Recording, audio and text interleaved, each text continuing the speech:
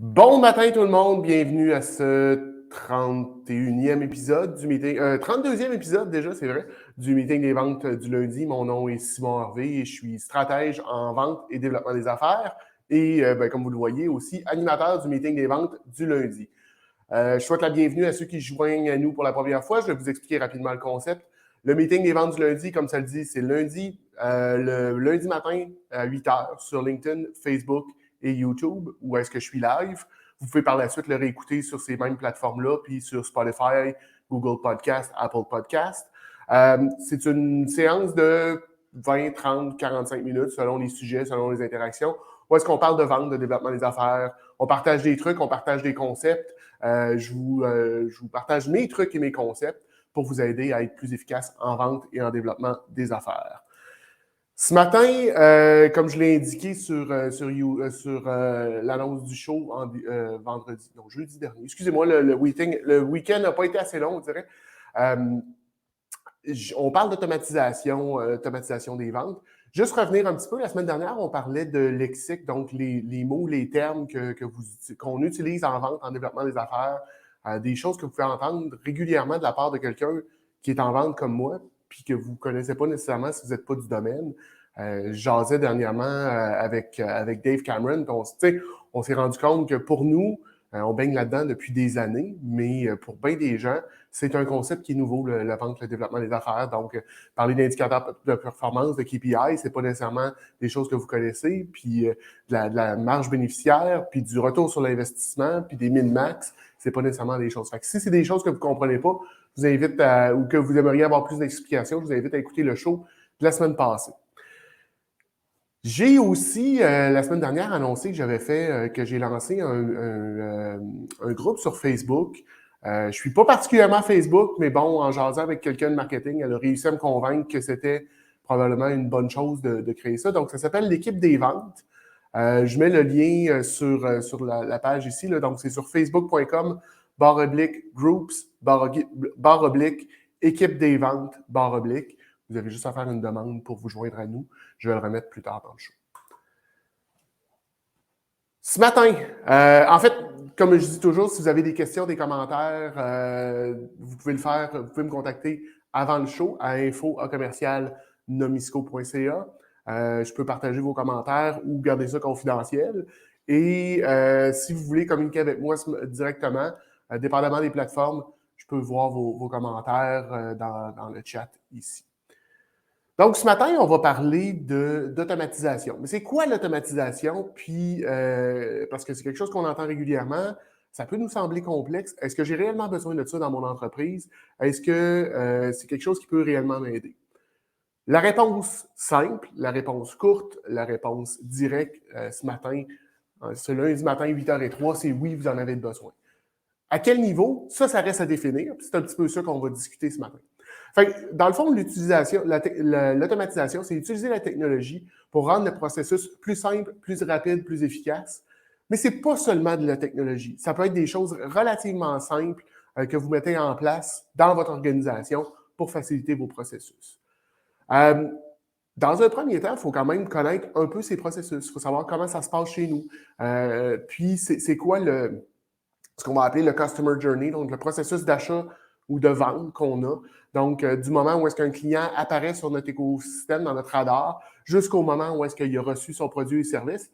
Et après ça, qu'est-ce qui se passe? Comment on fait ça? Donc, comment est-ce qu'on fait l'acquisition? Comment est-ce qu'on fait la qualification? Comment est-ce qu'on fait la prise de besoin?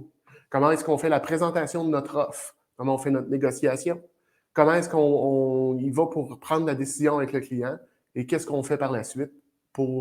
Soit pour l'onboarding, donc qu'est-ce qui se passe quand le client devient un client, mais qu'est-ce qui se passe quand le client ne devient pas un client, puis qu'est-ce qu'on fait. Donc, il faut que vous ayez quand même une certaine réflexion de fait avant d'embarquer dans l'automatisation. C'est pour ça que l'automatisation, quand on démarre, quand on part, c'est pas nécessairement quelque chose qui est nécessaire. Par contre, ça vient rapidement une nécessité, ça vient rapidement quelque chose que vous allez avoir besoin pour continuer à être efficace.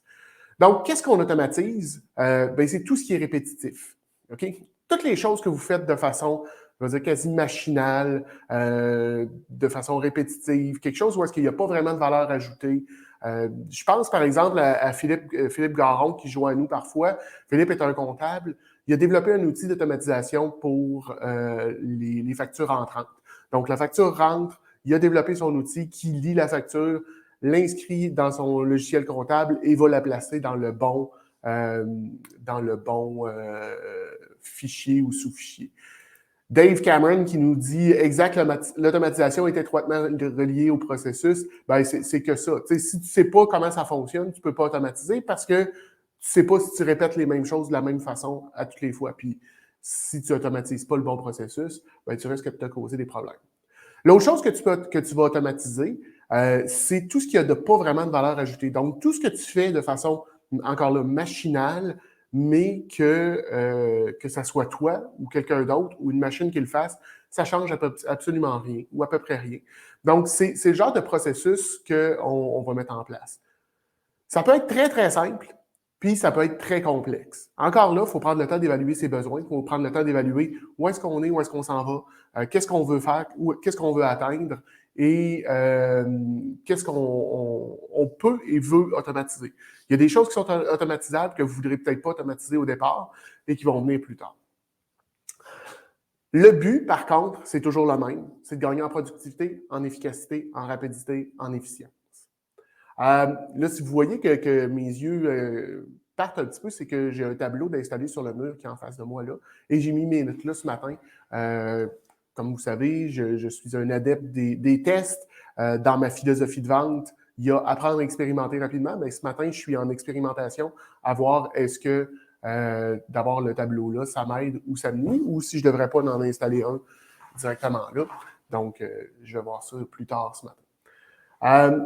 Est-ce que c'est bon ou non d'automatiser? Je l'ai dit tantôt, à première vue, c'est bon. Ça va vous aider, mais il ne faut juste pas aller trop vite. Faut pas... on commence ou on est dans... Il faut prendre le temps d'automatiser où on est rendu dans notre croissance. Ça ne sert à rien de se projeter trop longtemps en avant. Il y a des choses qu'on a besoin de faire et il y a je vais appeler ça, il y a des erreurs qu'on a besoin de faire dans notre croissance pour bien automatiser nos processus. Une chose, par contre, puis tous les gens de TI vous le diront, c'est bien beau d'automatiser, mais il faut quand même mettre des points de vérification. Il faut quand même qu'il y ait de l'intervention humaine à certains points. Il faut s'assurer que la machine fait la bonne chose. Donc, il faut faire des tests au préalable. Il faut rouler un peu pour voir comment est-ce que notre processus fonctionne. Ensuite de ça, quand on intègre un outil, il faut le rouler aussi, voir est-ce qu'il donne les résultats qu'on veut. Mais au fil du temps aussi, il faut quand même continuer à faire des spot checks. C'est pas de simplement laisser aller la machine puis d'espérer que tout fonctionne, mais il faut quand même aller se mettre le nez dedans une fois de temps en temps.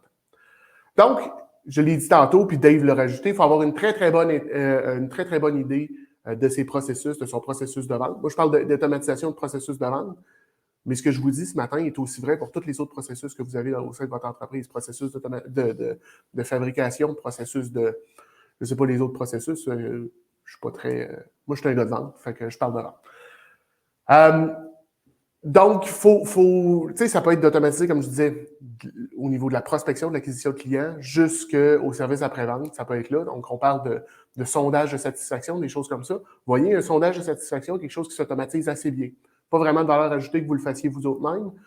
Il y a des beaux outils qui existent qui vont vous permettre de garder ces choses-là, de le mettre dans un fichier Excel et pouvoir faire de l'analyse par la suite.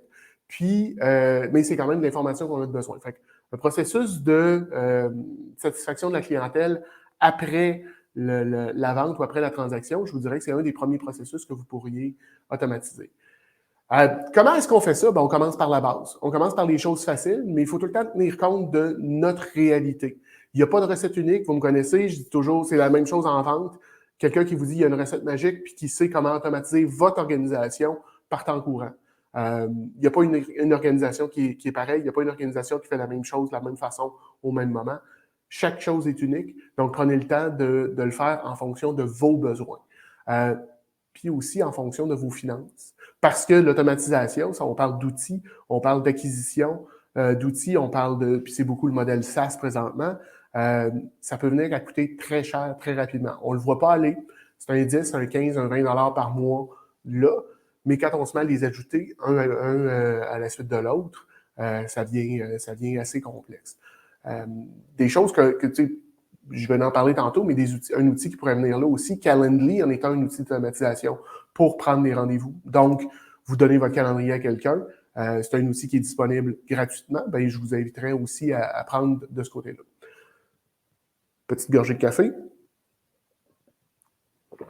Donc, dans votre processus, ce qui est important d'identifier, que ça soit c'est d'identifier le déclencheur. Qu'est-ce qui fait qu'on change d'étape? Qu'est-ce qui fait qu'on doit effectuer une action? C'est quoi le déclencheur? Pour être capable de bien l'intégrer dans votre processus. Est-ce que c'est quand le client vous envoie sa première commande, c'est un déclencheur qui devrait mettre en place la facture? Est-ce que c'est quand le contrat est signé que vous devez créer un compte?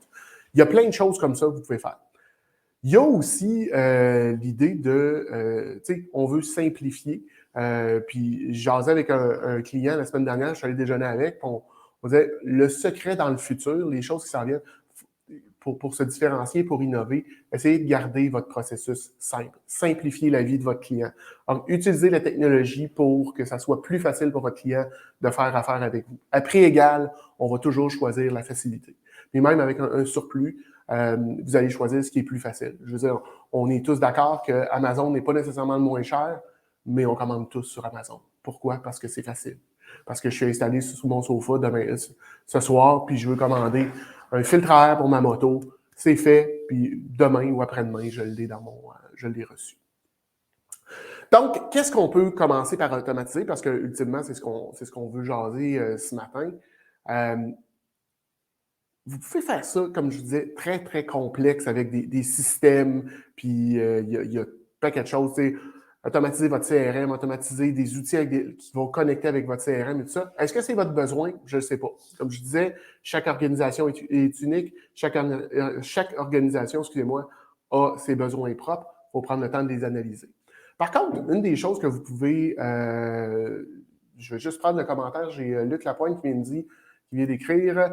J'ai Luc Lapointe qui dit « J'ai vu une application qui fait la collecte des commentaires des clients, commentaires clients après la vente. Elle publie automatiquement les bonnes reviews sur Google et envoie les mauvaises reviews au gestionnaire, sans les publier, évidemment. » Ben, tu vois, ça, c'est un processus, c'est une automatisation qui est simple, qui peut vous donner un bon retour sur votre investissement, qui ne demande probablement pas beaucoup de travail, puis qui peut vous aider. Mais encore là, Luc, moi, je serais curieux. Tu sais, je suis sûr que l'algorithme fait une bonne job, mais une fois de temps en temps, je pense que c'est quand même important pour toi et ou pour la personne qui utilise cette application-là. Puis si tu pouvais nous la nommer, j'apprécierais de prendre le temps d'aller la vérifier, d'aller voir si le résultat, ce qui arrive à l'autre bout, le sortant, rencontre effectivement vos critères.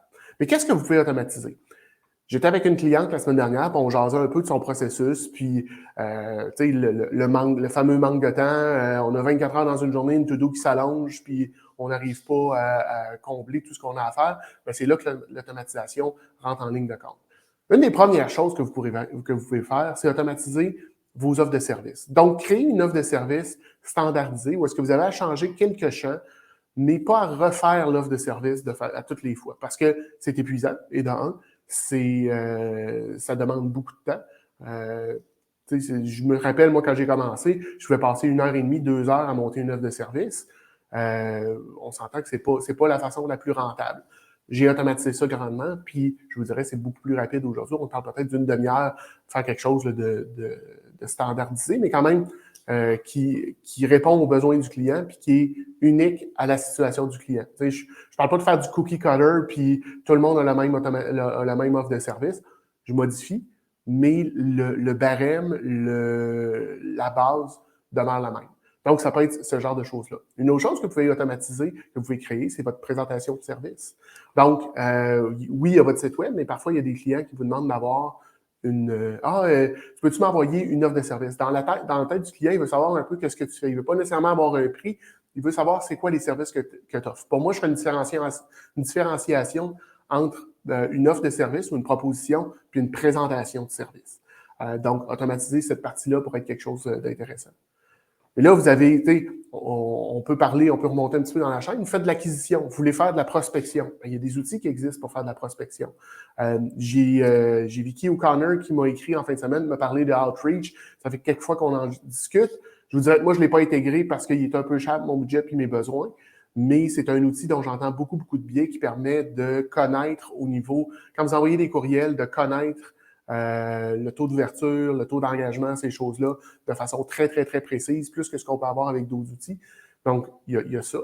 Il y a des outils aussi de prospection sur LinkedIn, ou Alexi en est un, qui permet d'automatiser des visites, des follow, des demandes de connexion, des messages, et ainsi de suite. C'est des outils que vous pouvez intégrer. Donc, on est dans le haut de l'entonnoir de vente, on est en acquisition, on est en prospection. Bien, il existe des outils assez simples pour ça. Ensuite, au niveau de la qualification, bien, vous pouvez penser à mettre en place des questionnaires, des formulaires. Google Forms, je me souviens pas, là, je viens de réintégrer la famille Microsoft, donc je ne connais pas encore tout le produit, mais il y a dans Microsoft aussi un outil pour faire des questionnaires, des formulaires. Vous pouvez aller de ce côté-là, rentrer ça dans un fichier Excel, puis en faire l'analyse par la suite pour vous assurer que le client, quand il est rendu devant vous, bien, il est préqualifié ou qu'il y a un certain niveau de connexion.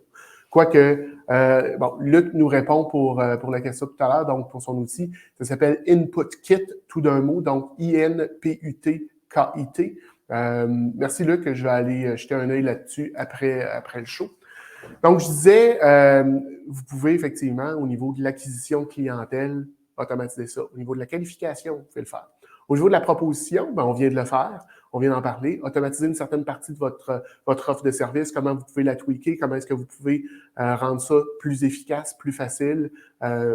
Donc, quitte même vous pouvez aussi l'automatiser avec quelqu'un d'autre, donc avoir une adjointe virtuelle. Il y en a plein, je suis sûr que vous en connaissez plusieurs. Ben, c'est des choses que ces personnes-là peuvent vous aider dans l'automatisation. Donc, quand je vous dis qu'il n'y a pas que la technologie pour automatiser, il y a cette partie-là. Donc, vous avez un client, vous envoyez un courriel à votre adjoint ou votre adjointe, puis cette personne-là met en place toute la structure, toutes les choses que vous avez besoin au niveau de création de sous-dossiers sur votre Google Drive, c'est comme ça que vous fonctionnez.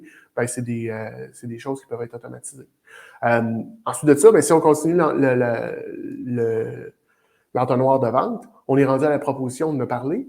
La décision ou la négociation, ben, je n'ai pas nécessairement d'outils, mais on peut par la suite aller, quand il vient la temps de signer, il y a des documents, il y a des outils qui existent pour automatiser ça. Donc, plutôt que d'avoir à scanner, à imprimer, scanner, retourner ou signer sur son téléphone ou quoi que ce soit, il y a des outils comme DocuSign, HelloSign, EverSign, qui vous permettent de le faire. Dans la proposition aussi, il y a toutes les Proposify puis PandaDoc qui vous permettent de créer des offres de services interactives ou automatisées. Et il existe aussi une panoplie de liens que je vais appeler. Donc, c'est des sites qui vous permettent de créer de l'automatisation dans ce qu'on appelle le no-code, donc sans avoir à pythonner, sans avoir à connaître que ce soit du JavaScript, du Python, peu importe. Vous pouvez, quelqu'un qui est pas techno, peut avec des blocs connecter ces choses-là. Effectivement, j'ai Geneviève Terrien qui me dit HubSpot a un bel outil de proposition. Effectivement, il y a plusieurs CRM. J'en ai pas parlé là, à proprement dit parce que le CRM est un sujet en soi, mais qui peut grandement aider dans votre automatisation. Puis plus le CRM est mature et complexe, plus qu'il y a des processus d'automatisation qui peuvent être faits là-dedans. Mais HubSpot, Zoho, je sais qu'ils ont des beaux outils pour bâtir des propositions. Donc, merci Geneviève de ce côté-là. Mais ça se peut que vous utilisez des outils, puis là, vous vous dites, ça serait le fun que tel outil parle à tel outil, mais de façon facile ou directement dans l'outil, il n'y a pas de connecteur. De plus en plus d'outils en ont. Je pense moi, j'utilise beaucoup Miro dans mes choses. Ben, c'est facile de connecter Miro avec mon Google Drive. Si vous utilisez, par exemple, Google Calendar et Zoom, ben, vous savez que ces deux outils-là s'intègrent assez facilement. Ben, ça, c'en est une preuve d'automatisation. Je crée un contact avec mon client, je pousse sur un bouton dans mon calendrier, ça crée un meeting Zoom automatiquement, puis ça part vers le client. Ben, là, on est en automatisation. C'est de l'automatisation hyper simple, mais c'est de l'automatisation que vous pouvez intégrer facilement dans votre utilisation. Je parlais de Calendly, c'en est un autre. Mais là, ça fait quelques fois que j'en parle, il y a des outils, Zapier, Make, Power Automate, If This Then That, qui vous permettent de connecter des outils ensemble. Bon, ils ont une version gratuite qui est souvent de base, qui permet de faire une action sur certains produits. Mais si vous allez avec les formules payantes, il y a possibilité d'ajouter beaucoup de fonctionnalités puis de faire des plusieurs paliers. Donc, d'envoyer un courriel, de créer un dossier dans Google Drive, de créer le client dans votre CRM, ces choses-là. J'ai Dave Cameron qui dit Zapier est la meilleure invention depuis le pain tranché. Je sais pas. Écoute, moi, j'ai pas essayé beaucoup avec Zapier. Mes outils semblent bien s'intégrer un dans l'autre. C'est sûr que il y a des écosystèmes qui sont plus faciles. Puis, probablement que dans mes choix, quand il y a le temps de choisir un outil, ben, je regarde avec quoi il s'intègre pour voir est-ce que ça fit déjà ou est-ce que ça va être compliqué. Je l'ai dit tout à l'heure, on veut simplifier la vie. C'est vrai pour nos clients, mais c'est vrai pour nous autres aussi. On veut s'assurer qu'on simplifie notre vie, qu'on rend ça le plus facile, le plus efficace pour rentrer ça dans notre processus. Donc, je reviens un petit peu, mais dans les choses simples qu'on peut faire, on a parlé de faire une offre de service, un template, mais vous pouvez faire des templates pour un paquet d'autres choses. Là. Je veux dire, si vous répondez souvent aux mêmes courriels, les mêmes questions qui vous reviennent, oui, vous pouvez mettre un FAQ sur votre site web, ce qui serait fortement recommandé probablement au niveau du SEO, mais si vous recevez le courriel directement, ben je pense que ça pourrait être intéressant de créer un courriel déjà où est-ce que ces choses-là sont répondues. Puis quand vous recevez cette question-là, vous faites que retourner ça. Donc, Dave nous dit que c'est une situation colorée de Mathieu Dumont. Effectivement, parce que je connais quand même assez Dave, puis je pense pas que tu es rendu ou je pense pas que tu utilises Zapier dans ton automatisation à ce point-ci. Donc, une autre gorgée de café avant qu'il soit trop froid. Je ne sais pas si vous avez des questions, si j'ai omis des choses. Dans l'automatisation, je veux dire, on pourrait... un que j'ai oublié aussi que vous devriez sans doute utiliser au niveau marketing, dans votre processus de prospection, le fameux MailChimp.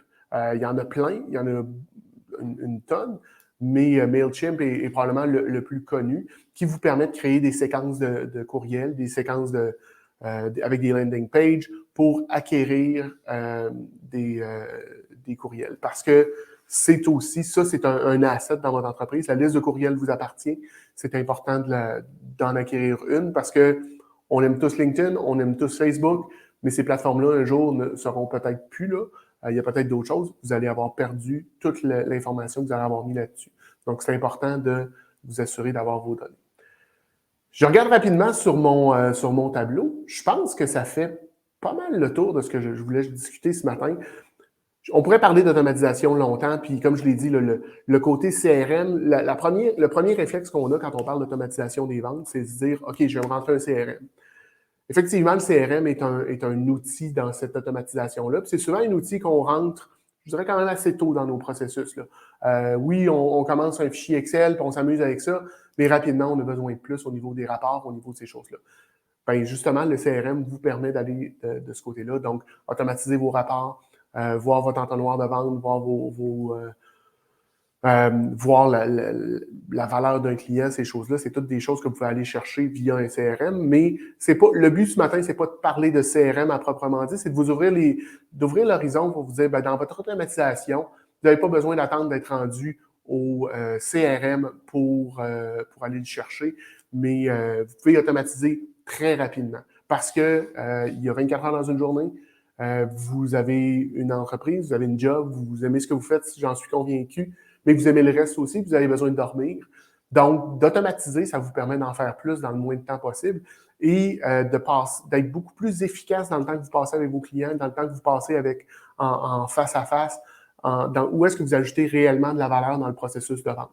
Donc, on automatise où est-ce que les choses sont répétitives, où est-ce que les choses qui ont peu ou pas de valeur ajoutée, vous pouvez l'automatiser via la technologie, vous pouvez l'automatiser via l'utilisation de services autres, comme je disais tout à l'heure, les adjoints et adjointes virtuelles. Si je fais un récapitulatif rapide, on peut utiliser la technologie, mais ce n'est pas que la technologie. Il faut bien connaître ses processus avant d'automatiser. Il faut mettre en place aussi des vérificateurs. Donc, il faut savoir à quel point est-ce que je devrais rentrer dans le processus, m'assurer que ce que l'automatisation a donné fait du sens. Il faut connaître, comme je disais, ses processus, mais ses déclencheurs aussi. qu'est-ce qui nous fait prendre une décision, qu'est-ce qui fait qu'on prend à gauche ou qu'on prend à droite. Ça peut être simple, ça peut être très complexe. Il n'y a pas de recette magique. Vous y allez en fonction de vos besoins, de votre capacité aussi à payer. Parfois, on se dit, oui, ça serait le fun d'automatiser ça, mais je n'ai pas le moyen tout de suite. Par contre, vous savez que vous voulez vous rendre là, budgétez-le, prévoyez-le, puis travaillez ça comme un projet. Fait qu'on se met un objectif, on regarde qu'est-ce qu'on a besoin comme ressources, comment on va faire pour aller chercher ces ressources-là, on met les choses en place et on atteint notre objectif. Puis après ça, il y a tout l'entonnoir de vente dont on parle depuis déjà un bout, mais au niveau de la prospection, au niveau de l'acquisition de la clientèle, au niveau tout ce qui est prise de besoin, qualification, ces choses-là, vous pouvez tout automatiser ça. Et il y a l'automatisation aussi qui se fait dans d'autres domaines. Je vous parlais de mon ami Philippe qui fait Compta, qui est un logiciel pour les comptables, en fait pour les entreprises, pour faciliter l'entrée ou la saisie de données au niveau des factures. Ça fait le tour de ce que j'avais pour vous ce matin. Je vais remettre rapidement, je vous ai parlé que j'ai lancé un groupe Facebook, l'équipe des ventes. Donc, c'est sur Facebook, l'équipe des ventes. J'ai mis le lien à l'écran. C'est un groupe où est-ce qu'on peut se retrouver entre gens de vente, entre gens de développement des affaires pour parler de nos bons coups, nos moins bons coups. Le groupe est en création présentement. On ajoute des membres régulièrement, mais on est encore petit. C'est le moment de vous joindre à nous, de venir partager avec nous autres votre expérience, vos questions. Oui, le show demeure, ça c'est un must. Puis faites-vous-en pas, je le fais. Oui, je vous aime beaucoup, puis j'aime beaucoup le faire pour vous, mais je le fais pour moi, je l'ai déjà expliqué. Le show me force à clutcher rapidement le lundi matin. Donc, le show que vous écoutez là règle un de mes problèmes, qui est que le lundi, j'aurais tendance à traîner un petit peu. Donc, on revient pour ça ici. La semaine prochaine, je vais avoir une invitée. J'ai encore une invitation à faire. Donc, si vous vous rappelez du concept, je fais 2 épisodes seuls, un épisode avec un invité. Parlant d'invité, j'ai été invité la semaine dernière à participer au nouveau podcast de Yannick Motard qui s'appelle Les leaders atypiques. Le show va sortir à minuit ou à minuit 1 mardi matin. Donc, si vous voulez l'écouter demain matin, une entrevue que j'ai faite avec Yannick, super le fun. Donc, je vous invite à écouter ça. Si vous avez des questions, commentaires, insultes, injures, je vous invite à le faire par courriel ou communiquer avec moi sur LinkedIn. Donc, par courriel info@nomisco.ca, par les commentaires ici sur LinkedIn ou sur YouTube. Excusez-moi, sur YouTube. Je pense que ça fait le tour. Les questions, commentaires, je les ai pas mal répondues aujourd'hui, mais s'il y en a d'autres qui s'ajoutent au fil de la journée, vous pouvez le faire, puis je vais revenir jeter un œil. Si vous voulez me rejoindre, vous le savez, sur LinkedIn, c'est le meilleur moyen. Simon Harvey QC ou juste Simon Harvey, c'est ma face en orange. Je suis dur à manquer. Je vous invite à vous abonner, oui, au groupe, mais chaîne YouTube, Facebook, sur Spotify, puis toutes les autres plateformes.